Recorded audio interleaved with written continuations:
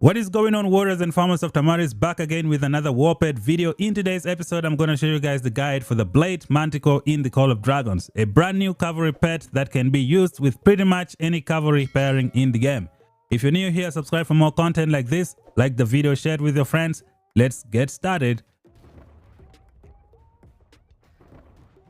Alright, warriors of Tamaris, the Blade Manticore is in the house. This war pet has solved a lot of problems for the cavalry pairings that we have in the game. In the past, we had two options for war pets. We had the Golden Rock. Unfortunately, it requires you to have some kind of passion to do some damage to the enemy. Right now, not all cavalry hero can generate passion. And then we have the Berserk Frederick, another awesome pet that requires you to put some debuffs on your enemies in order to do some damage. Not all cavalry heroes can do that. As of right now, the devs have introduced the brand new Blade Manticore, and this pet is going to solve the cavalry problem in the game. You can use it with pretty much any cavalry pairing that you want. Let us see what this pet is all about. The talent skill is known as the Gleaming Blade. It says deals physical damage to the target and 2 surrounding legions. Now you can see something cool from here. It does not say diffused damage, which means every single enemy is going to take this damage factor. It makes this pet probably the best cavalry pet for open field fights, in group fights. When it comes to 1v1 fight, then the damage output is not that great, but if you're fighting multiple enemies at the same time, its damage output is probably the best in the game for all the cavalry pets that we have.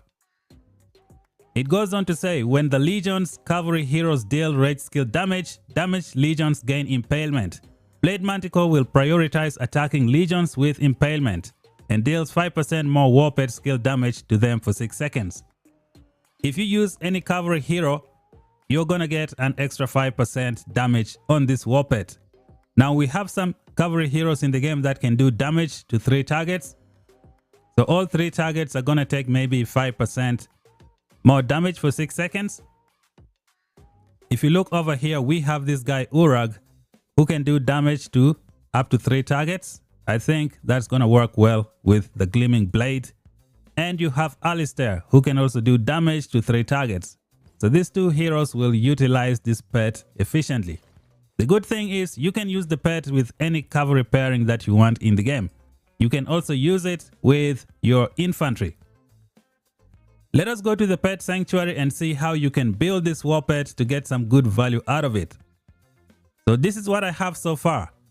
I think a lot of you are going to have your pet looking like this because it's very difficult to get 8 skill slots for legendary pets. So if you have 6 skill slots, I think this is how you should build the pet.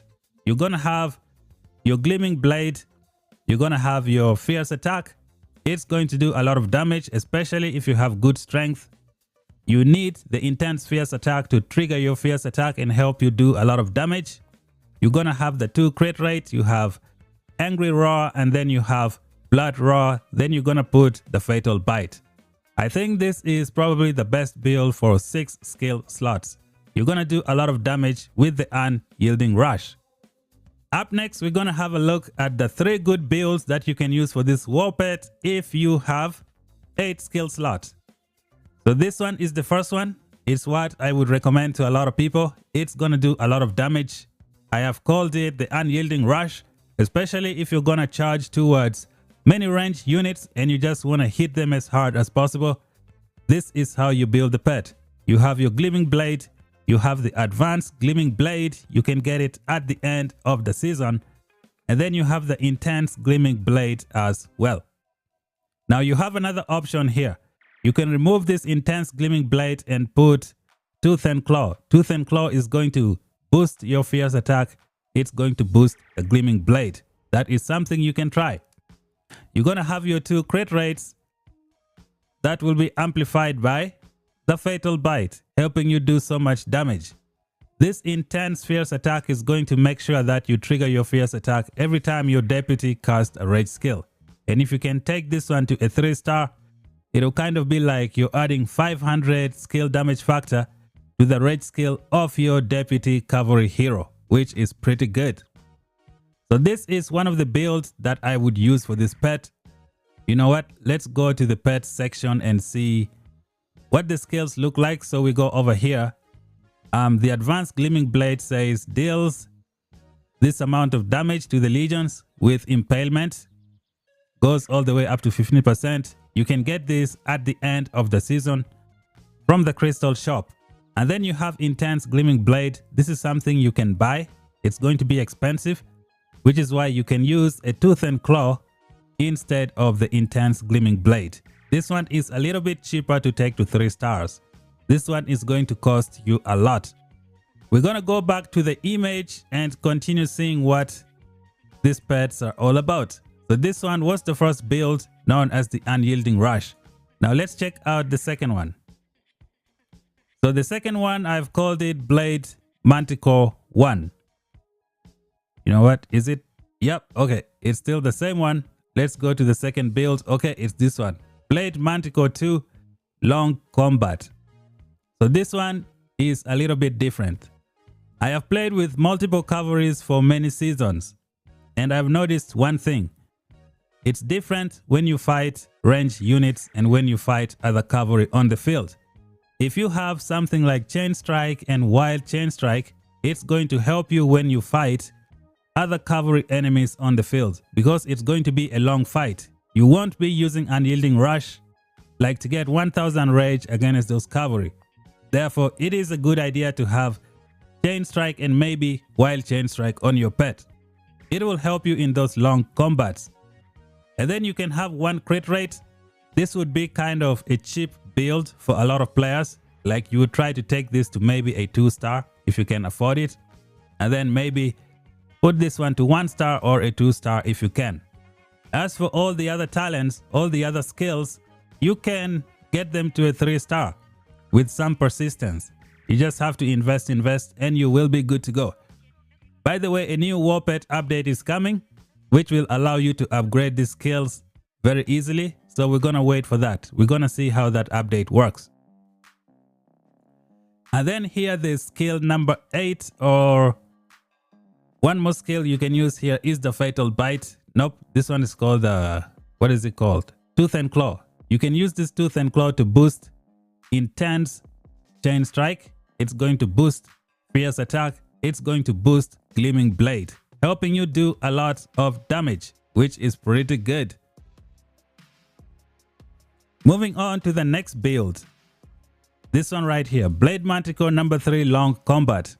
This time we decided to remove this intense Chain Strike and replaced it with the other crit rate.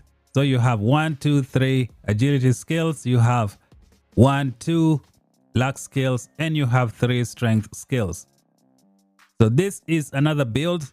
It's going to be a little bit more expensive than this one, but I think this one is going to help you do even more damage. You have your Chain Strike to help you out in those long combats against those other cavalry on the field. Since you're not going to be using Unyielding Rush, this could be your secret weapon against them. And then you're going to have your Tooth and Claw. That's going to boost Fierce Attack and the Gleaming Blade. This would be something that I'm going to be building. I think I'm going to let my pet look like this. This is what I'm going to go for. I don't see myself getting the advanced Gleaming Blade. There are way too many heroes who have very good end of season skills. I still need to get the one for Magrat, and we might get a new mage pet in the future. I also need one for the Snow Peak Rock, so I don't really see myself getting this advanced Gleaming Blade. And many players are not gonna get it as well. In terms of intense Gleaming Blade, you can use Tooth and Claw, which is a little bit cheaper. So this is something that I would recommend to some people. So these are the builds for the Blade Manticore. Me personally, this is going to be my final build. I'll either build my pet to look like this, Blade Manticore 3, or the Blade Manticore 2. These are the 2 builds that I'm gonna use. This pet is also going to be very, very good for your infantry, especially for Skogul and Nika with your cavalry. The infantry pair that's helping your 4 cavalry marches. This pet is going to work well with your Nika and Skogul. So we're gonna go back over here and then see the good stuff about this pet. Mine so far is looking like this. Only 6 skill slots. If I get 2 more skill slots, I'm gonna put Chain Strike and then Tooth and Claw. So this is it for the Blade Manticore in Call of Dragons. I think it's a fantastic pet. You can even build 4 of them for your 4 cavalry marches, or 5 for your 5 cavalry marches, and then just wreck your enemies with AoE. It's going to be awesome for the open field. Thank you guys for watching. If you're new, subscribe for more content.